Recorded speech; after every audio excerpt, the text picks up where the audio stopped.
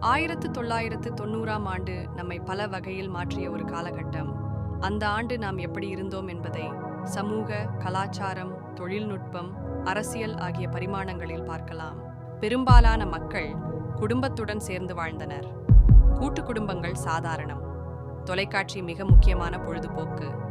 டூர்டார்ஷன் மற்றும் சில மாநில ரீதியிலான சேனல்கள் மட்டுமே இருந்தன. வீடுகளில் லாந்தலைன் தொலைபேசிகள் இருந்தாலும் அவை அனைவருக்கும் எளிதில் கிடைக்காது. வீடுகளில் மின்னணு சாதனங்கள், படிக்கட்டுகள், கிரைண்டர், டேப் ரெக்கார்டர் அதிகரிக்கத் தொடங்கிய காலம். கலாச்சாரம் மற்றும் பொழுதுபோக்கு. ரஜினிகாந்த், கமல்ஹாசன், பிரபு, சத்யராஜ் போன்ற நடிகர்கள் தமிழ் சினிமாவை ஆட்டி படைத்த காலம். இளையராஜாவின் இசை படங்களில் கலக்கிய காலம். வீடியோ கேசட் கேட்கள், VCR இருந்தாலும் சினிமா பார்க்க திரையரங்குகளுக்கு போவது ஒரு பெரிய அனுபவமாக இருந்தது. தமிழ் சினிமாவில் அனந்த கண்ணீர், கீழ் வீடு, அமைதிப்படை போன்ற படங்கள் பெரிய வெற்றி பெற்றன. தொழில்நுட்பம். பெரும்பாலான வீடுகளில் கணினிகள் இல்லை. மொபைல் போன் எனும் வார்த்தையே கிடையாது.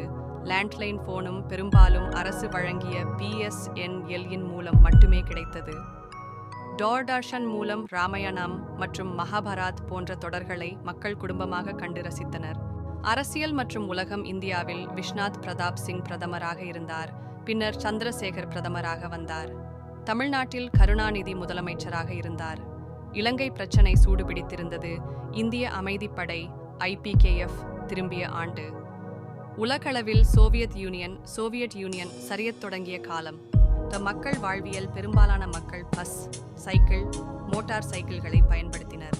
தேசத்திலேயே பாக்கெட் மணியில் ₹1, ₹2, ₹5 இருந்தாலே பெரிய விஷயம்.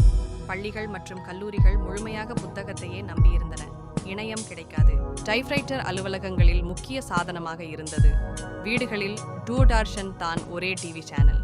சூப்பர் ஹிட் முகாப்லா, சித்ராஹார், ஓலியும் போன்ற நிகழ்ச்சிகள் பிரபலமாக இருந்தன. குழந்தைகள் வீதிகளில் விளையாடிக்கொண்டே நேரம் கழித்தார்கள்.